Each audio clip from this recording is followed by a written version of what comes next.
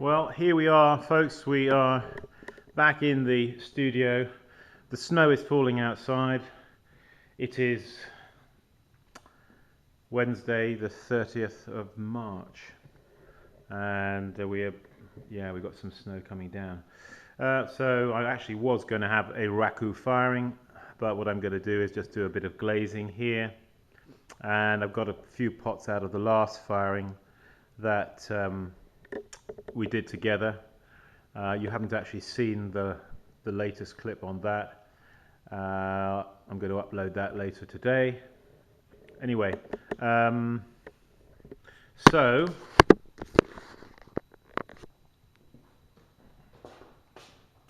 yeah. Oh, well, we didn't have a very good firing. The Raku firing that I had, that I was kind of leading you up to watching, which you haven't actually watched yet, but you will have watched by the time you watch this. You will have watched, yes. Anyway, yeah, we had a bit of a disaster in that firing, and these are some of the pots that we did manage to get out. Just some simple small bowls. They actually need a bit more cleaning off, and that's an interesting topic, isn't it? How do we clean off the pots once they've been Raku fired, and what's the best way of doing it? And in fact, when we came to do the cleaning off of the pots, I realised that we didn't really have anything suitable to scrub them with. So I went down to my local dollar shop and I got a variety of scrubbers, which I thought I'd share with you.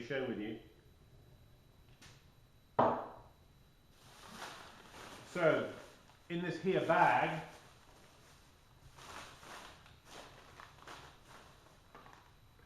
toothpaste. No, that's not for cleaning the pots off. But you never know, there may be something in that actually. This toothpaste just happens to be here in the bag, but Colgate toothpaste. But you know, certain toothpaste have got a little bit of abrasiveness to them, which might be good, you know. Might be good on the pots to get some of that that blackness off, where it's a bit reluctant to come off. Anyway, I bought some things here. I thought I'll try out some of the local scrubbing pads to see what they're like. I got these scouring pads, 5 scouring pads in there. They're good when they're new, but once they've been used a few times, they tend to soften. I don't know if you have tried them, but they do tend to get a bit soft. The only one that doesn't is one that's called Scotch Brite, and that retains its hard, abrasive quality for longer. Okay? So there's that. Yeah, and then I got these. These are wire scourers. You'll be familiar with these, of course. They basically metal shavings, wire scourers. We'll give those a try. And then I got these, which are basically the same as the wire scourers, but they've got a handle to hold on to. So just so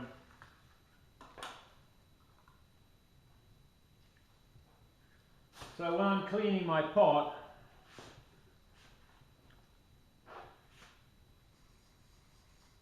I don't have to have my hand in contact with this very abrasive material, because if you're exerting pressure, you know, busily trying to clean a pot, you don't realize it, but at the end of maybe, you know, an hour's cleaning or something, you look and you see that your thumb and your index finger, etc., are rather messed up maybe by this abrasiveness. So one of these with a little handle like that is probably a good idea. Anyway, I'll give you an update. I'll give you an update on that when I've actually used them.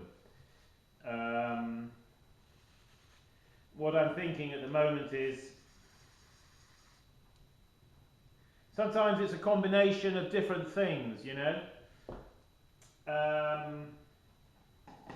In the past, I've always generally used these scrubbing pads, and they've been okay for doing getting that carbon off the Raku, off the Raku pot. Maybe if somebody out there has got a brainwave, a really stupendous idea about how to clean Raku pots off, that'll be a really nice thing to share with us all. When I started doing Raku, first of all, I used to put the pots into sawdust. And if you take the pot out of the kiln when it's red hot and thrust it straight into sawdust, the sawdust can leave like pock marks, can't it, on the outside of the pot, and consequently the carbon gets trapped in these pock marks, and it can be quite difficult to get out. What else have I used for doing the reduction in Raku? I've used newspaper. That's fine, that doesn't leave any residual marking.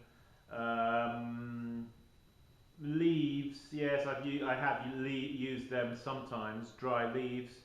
Another thing I've used is straw. Now straw, I actually I used to use straw quite a lot in Spain, and I found straw to be wonderful. If you've never tried doing reduction, try with straw. It's not that you get any special effects, but you don't get any residual pock marks, but sometimes you get some nice markings from the stems of the straw in the kind of texture of the molten glaze, and they don't leave basically any residual carbon trapped in those marks, but it can be quite nice. I've used that for quite a long time in Spain. I found that to be also the ash that's left from straw is not very, you know, it's very light. It just kind of just disappears, you know. So I just get a bale of straw, and that would last me for quite a long time. I just take a little portion off the end, stuff it in the tin, in the bin.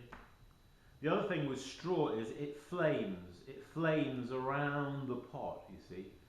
And sometimes it's the flaming around the pot, but in a sort of reduction atmosphere with the lid on, that, you know, can give you some nice effects.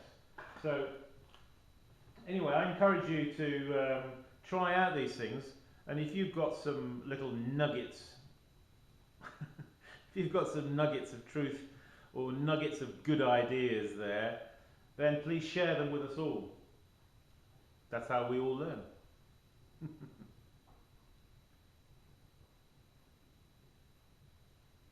So, yes. Actually, recently I went online because I thought to myself, there must be something that dissolves carbon. And I thought, I bet you there's something out there that dissolves carbon that's probably right under our noses that we could just get it off in an instant. But I didn't really come up with anything obvious. But anyway, such is life. Well, actually going to do a little bit of decorating, but I'm going to put that over into another clip. Alright, so from me here, keep practicing. See you soon. See you very soon in the next clip, in fact. Bye bye.